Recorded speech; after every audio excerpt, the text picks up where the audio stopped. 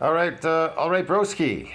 Guess who? Jeremy Ethier, the gym slave. He's put up a video for us to review. The number one workout that blew up my arms. 4 exercises. All right, I can't wait for this.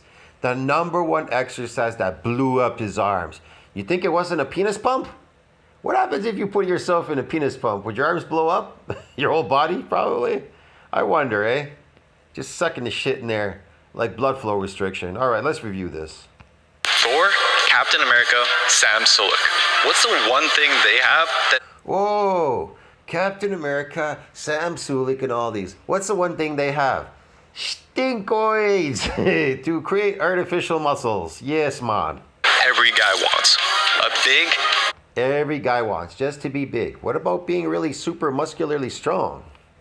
Thick, juicy set of arms. Unfortunately, God bless people. See, they separate it. They just want to be big, but then they want to be strong through androgen receptor strength, but not have enough real muscle on their body. That's why they're chasing. It's a never-ending goal. It's never ending. You're chasing this thing that is so elusive, you have no idea. With twigs. I spammed them with curls and pushdowns, but that only got me so far.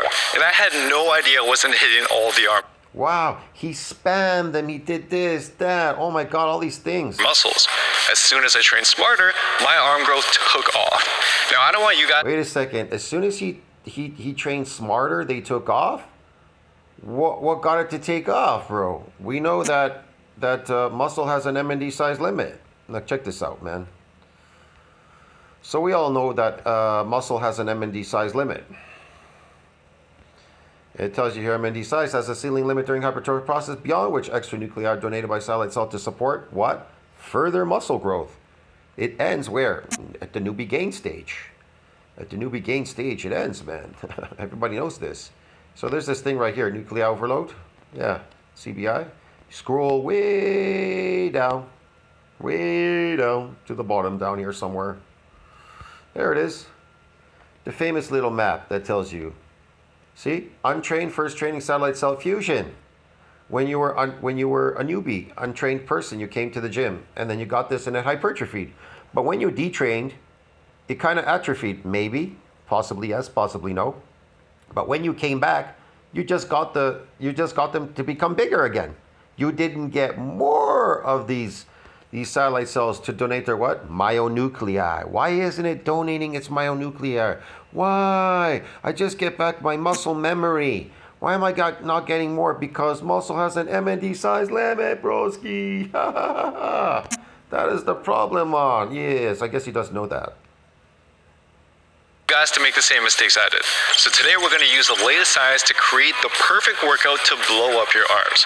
Let's start. And I'll tell you what he's getting. So now he's a trained athlete coming into the gym. So it moves into a secondary shift, which is, let me see if I can find it here. Right here. Muscle fiber hypertrophy, 6 weeks of training of high volume resistance training and trained young men is largely attributed to what? Sarcoplasmic hypertrophy. So what is he building? He is building artificial muscles. See? Sarcoplasmic hypertrophy is kind of artificial muscle growth. You're just training for no other reason, visually for the water in the muscles. Yeah, man, it's cosmetic, bro. This gym slave is building artificial muscles, broski. Start with the biceps. And he's showing all of you how to do it, but you're subconsciously, you're not thinking about all these things. So if you take a look at a standing dumbbell curl, it's hardest in the middle, right around here. But a new area of research suggests that for the dumbbell is going to get that in there. See, sarcoplasmic means that you are now an endurance athlete.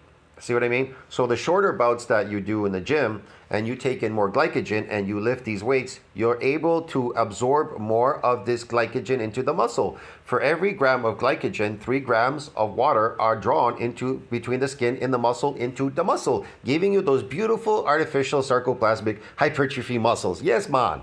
Hypertrophy has many, many meanings. It could be lactic acid, inflammatory response. I don't know. Maybe you fell down and bumped your leg. It blew up. Maybe you got an infection. I don't know, man. But it means a lot of things. Blood flow restriction. It means a lot of shit, bro. The most growth, you want an exercise that challenges the biceps closer to the bottom when it's... What is that? Well, if you're an endurance athlete, your body tends to want to absorb this carbohydrate because it's protecting itself now because you're chronically lifting. So you become a trained athlete. You're a endurance athlete now. That's the problem. Look, man. To go to a gym, you can't build muscles. You could equate this as being muscle because you got a bunch of glycogen in the muscle. You drew it in there because you're chronically doing something. If you do anything chronically, you are now an endurance athlete. It doesn't work in bodybuilding.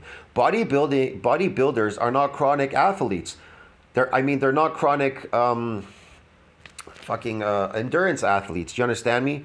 But what they discovered was when they keep coming in the gym and pumping, they got this thing called the pump because it didn't work on a carnivore diet. They ate protein. They thought protein synthesis needs to exceed this breakdown to build muscle, but it never worked for them. That's why they look so tiny. They look like they're in the newbie gain phase. Everybody, you look at these old bodybuilders from the past, they're all in the newbie gain phase. They never got any bigger because a lot of them, they didn't really eat so much glycogen. You understand me? They don't eat so much herbivore diets like we do. We eat so much sugar and shit and garbage today that we've never eaten before because we're so addicted to eating junk all day.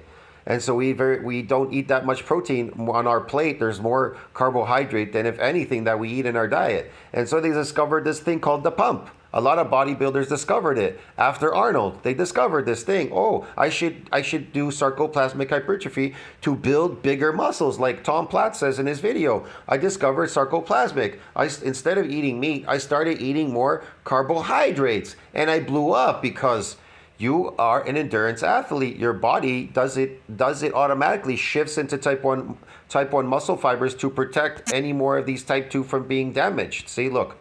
So here's another one. Look, I'll explain this. So when you go into the gym, it's called the repeated bout effect of phenomenon, the protective effect against muscle damage from a single bout of eccentric exercise. So what exactly is happening here? Why is it protecting itself? Where does it go?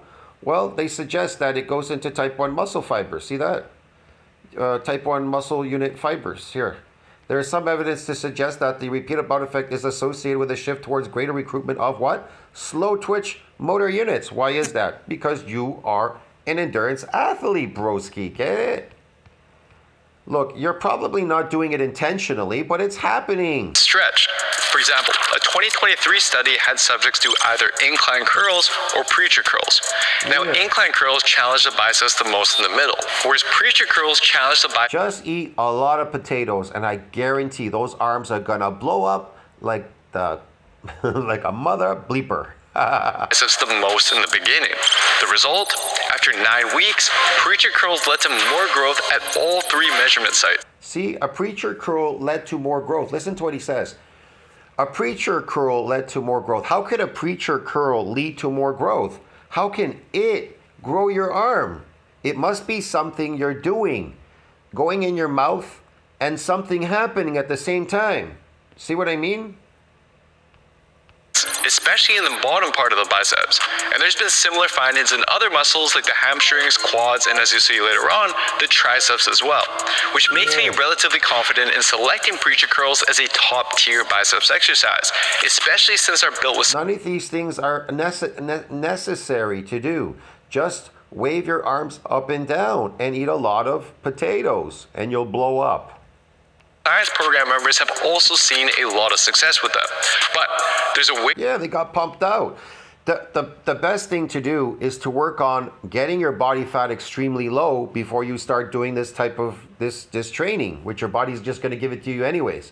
So get your body fat really low and then start doing this sarcoplasmic hypertrophy training, high volume training. That's it, bro. To perform them, which may get you even more growth. First off, the biceps function to not only... But it requires a lot of maintenance. That's why everybody's complaining about, my gains are going, we're on vacation, my gains are going. Or they get off the steroids, my gains are going. They go off creatine, my gains are going. They're all going because it's all water. It isn't real gains. If you actually build real muscle, your newbie gains, they don't just go away so easy. They don't go away. flex the arm, but also turn the wrist inwards. So try to start the curl with a neutral grip and then turn your wrist in so your palms face up at the top. However, this will reduce the range of motion if you're using an incline bench, so I'd only recommend doing this if you're using an actual preacher curl. Second, given the importance of the stretch, your arm should be almost fully extended at the bottom. What is so important about the stretch? There's nothing going on there. The muscle is protected, type 1. It's moved to shift into protected type 2. It's moved into shift to type 1. Do you understand me? What is he talking about? But this is usually a position that most people have never trained. And he's using science. I'm using science to rebut his fake science. Their biceps in. So I'd highly recommend start off with lighter weight for 10 to 20 reps, and then over time you can go Yes, use this weight to 10, 20 reps. Yes, okay. relatively heavier for around 8 to 12 reps. So there's one more curl we want to do to That's high volume, getting more of the sarcoplasmic hypertrophy in the muscle, bro. really blow up the arms. This one will help grow not just your biceps, but 2 more arm muscles. The biggest muscle of the forearm, the brachioradialis, as well as a muscle between the biceps and triceps that can help thicken your arms, called the brachialis. Now, unfortunately, 6 million minions watch this channel and don't even understand. You understand me? My channel, I could barely get 1. This guy is 6 million. I could barely get my channel up because I told people the truth about what they're getting. But this guy, he lies to you, and this is what you get. Because he's just confirming your fake beliefs, man. All of your fake beliefs are being confirmed. Yes, you love it. All these 6 million minions, they revel in it. These gym slaves. All of these lifting slaves on his channel, 6 million lifting slaves, falling for this shit. Garbage. there's no direct evidence looking at how well different exercises grow these muscles. Exercise has no benefits. It only does 2 things. All right? You either get damaged like you did there in the beginning when you were untrained, you came in, but your body doesn't want to get damaged anymore. And so you keep coming in the gym chronically, thinking, I got to do more. Like people think, I got to live longer, so I got to do more exercise or something. I got to do more something to live longer. When in fact, to live longer, you have to do less of everything to live longer. You understand what I'm trying to explain to you? So he's an endurance athlete. He's building endurance muscles. That's all the body's doing. It's compensating him with this fluid. That's it. But the brachioradialis sits on the side of the forearm, so simply turning your grip to neutral will line it up better with the direction of the arm pattern. I know, you're saying, but I got a stronger. You think that. Here, I'll show you this too.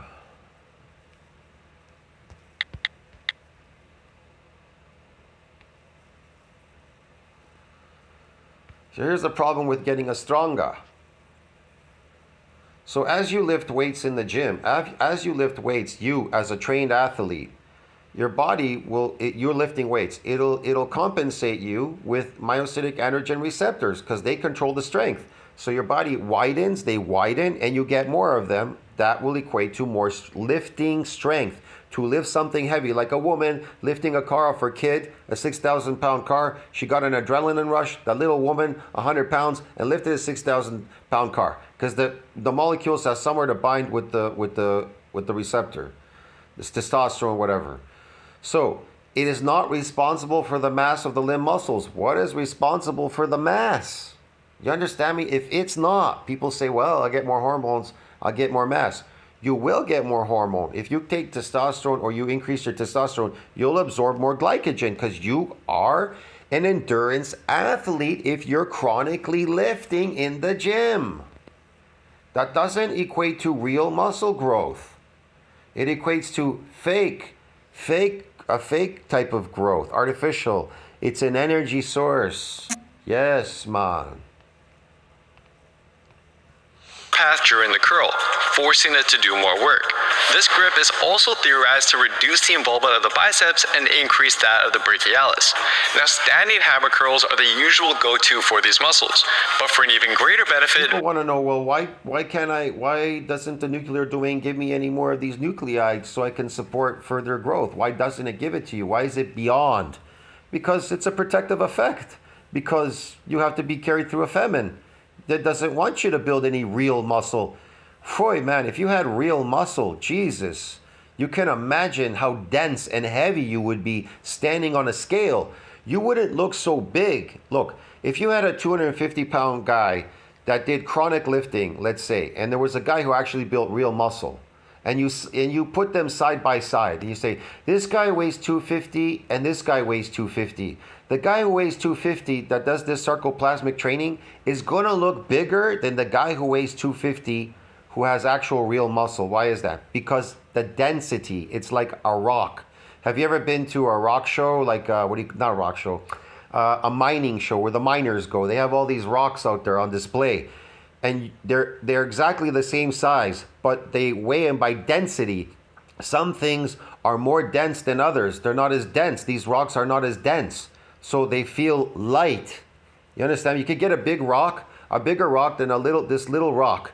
The little rock is extremely dense and hard and heavy when you lift it, but that bigger rock is not as dense. The density of it is not as dense and heavy. That is the difference. That's what I'm trying to explain. We can apply the earlier research we went through and perform these on a preacher curl to make it more difficult in the beginning when the muscles are more stretched. Similar to the regular preacher curl though, start off lighter for higher reps and work your way to 8 to 12 reps with a relatively heavier weight. But if these feel tough on your tendons... So your newbie gain phase is really, really, really small. The majority what people gained in their newbie gains was probably 5 to 10 pounds of newbie gains. Now, a person that would weigh, let's say a person weighed, these strongmen, they weigh like 450 pounds. That's a lot of weight on your body. So they're carrying a lot of weight. But that also has to do with gravitational loading. There is a stress to carry all that weight. So what does their body do? It compensates them by increasing the size of the muscle fiber, or increasing the muscle cells, the size of the muscle cells and the bone. They have to move together because now it sees this, it's a lot of stress. So you got to carry 250 pounds or 450 pounds. Are you 450 pounds? No. You understand me? But if they were to lose that weight, 100, 200 pounds of that, then their body would regress. It would move back to homeostasis immediately, fast. So a lot of their strength they're relying on is because of their body weight. It's causing that. You try to walk around with 500 pounds of weight on your body and see what happens. How do you think these fat people get around in the city weighing 400 or 500 pounds? You see them walking. Yeah, man, because the stress and everything, they wouldn't be able to move. If they were small and stuck in newbie gains, how could they carry 500 pounds around? See what I mean? You understand me? They call that gravitational loading and unloading, broski. That's an isometric exercise. It's forced upon them because they're carrying a weighted vest called fat and a bunch of other stuff, a fluid. Even when you use lighter weights for higher reps, then you can consider swapping them for behind the body hammer cable curls, which will still challenge the muscles more when they're stretched. Now let's move on to the triceps. So the triceps has 3 heads, the medial, lateral, and long head. Now some of these heads already grow very well from other exercises you're already doing. For example, one study published back in 2020 found that the bench press grew the lateral and medial heads quite well, but it did lead to virtually no growth in the biggest head of the triceps, the long head. This is because the long head is unique in that it's the only head that crosses the shoulder joint, so you'll need a special exercise to target it. As for the best option, the study we just covered also tested what would happen if subjects did both the bench press and skull crushers, a common triceps exercise. And what does it matter? You could have done anything. Just do a bunch of sets of anything. It doesn't have to be skull crusher exactly. Just do anything for your tricep as long as it gets the pump. If you get pumped, you're drawing the glycogen into the muscles. That's right. Compared to doing just the bench press alone, they found that adding the skull crushers resulted in no additional growth in the lateral head, a bit of growth in the medial head. Of course not. You're looking for the pump because you're not doing enough. But considerably more growth in the long head. But what exactly makes skull crushers so effective? And what about other triceps exercises? Would they be just as good at growing the long head? Well, another recent study by Mayo and colleagues provides some insight. They had subjects do tricep overhead extensions with one arm and tricep pushdowns with the other. Similar to skull crushers, overhead extensions place the long head in a greater stretch, which, as we know from other research, seems to provide better gains. Nah, that's not what's getting the gains in those sarcoplasmic muscles. That's just he's pumping it better in that direction. It's a better pump. After 12 weeks, the overhead extension group, it's mechanical tension. You could get more pump in there, get more glycogen in those phony muscles. It's the whole point. Experienced about 1.5 times the growth in the long head. What's interesting is that even though the lateral and medial heads weren't stretched anymore during the overhead extension, they still grew significantly more. Now, we definitely need more research to find out. They grew. They didn't grow because they were in a stretch position. They were stretched. They grew because you were drawing more glycogen in there. Eat more glycogen and they'll get bigger. Why? But I would be pretty confident in recommending some last exercise. I need to be honest with you. While all the science can definitely give you an edge, it's going to be useless if you're not. Yes, real science can give you an edge if you know what the fuck you're looking for. But it ain't gonna help this guy because he's full of shit, bro. All 6 million of these people are all failed. They're all stuck on newbie gains. Look at your coach Blaha. He's stuck on newbie gains. Nailing down the foundation. You need others, and I guarantee it's going to work for you. But anyways, let's move on to so, as for the best option, I found a lot about 10 to 15 reps per set. It doesn't do a very good job at helping out during pressing about 15 to 20 controlled reps. So here's the 4 exercises with 20 controlled reps. You know what Blaha told me? He wrote me something nasty when I put his picture up there. He looks like he's in newbie gains. Look, check this out, man. This is in my community section. What do you think he looks like? Here's your Coach Blaha. Coach Blaha stuck in newbie gains. Look at him. That is a newbie game, bro. Do you understand what I'm trying to explain to you? That is a newbie game. What did he ever accomplish? What did he ever accomplish? Zero. Wasting his time. He's lifting here like a gym slave forever. What is he trying to accomplish? Oh, trying to get low body fat. Huh? I want to look aesthetic like the boys out there. Oh, I want to get anorexic. I want to get skinny. What? He didn't build any muscle because he's stuck on newbie gains. This is what happens. Here's the thing. When you don't have enough glycogen in your muscle and you're trying to get leaner, that is his problem. He's still taking some glycogen, believe me, because he sees it slipping. He sees he got so small because you revert back to your newbie gains. And this is what happens. It happens to everybody. Reps, sets, and alternatives. You can throw these exercises into your workouts throughout the week or just have a dedicated arm day where you do these all at once. The problem is people can't accept the fact they're newbie gains. Like this guy, if you go back to his first video he made, he looks exactly the same like he's in newbie gains. Look, 3, 4 years, 5 years later, doing this channel, still in newbie gains. Why hasn't he gained? Look at his chest and everything. It's subpar newbie gains. And he has a little bit of pump there from some glycogen because he's young. There's nothing there, very little, if anything. He's small, he's skinny, he's weak. He's small, skinny, and weak. He can't lift anything heavy even. He's not even an exercise guy. He lives very lightweight in this gym. He uses like these fucking 10-pound weights or whatever the fuck they are. They're not even marked with weights on them. They're not even marked with numbers on them. So they're lightweight and stuff. He does weird shit. He doesn't do anything at all. He's just like, this is what you should do for getting growth. This is what you should do.